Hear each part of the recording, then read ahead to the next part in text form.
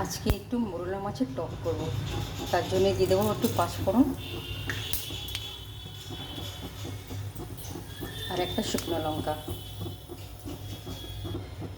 পাঁচফোড়ন আর শুকনো লঙ্কা হয়ে গেছে, এতে একটু দিয়ে দেবো তেঁতুলের জল।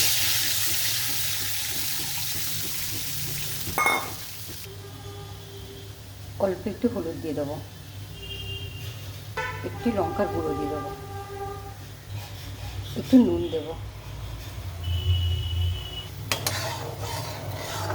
এটা ভালো করে মিক্স করে নেব।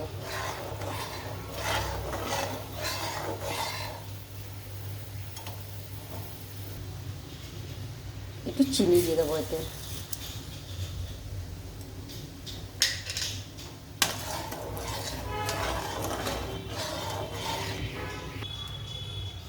ভাজা মোরলা মাছগুলো দিয়ে দেবো।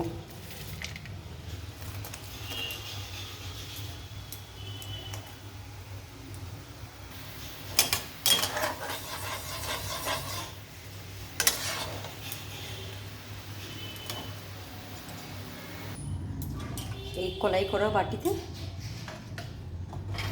মোরলা মাছের টকটা দিয়ে দেবো।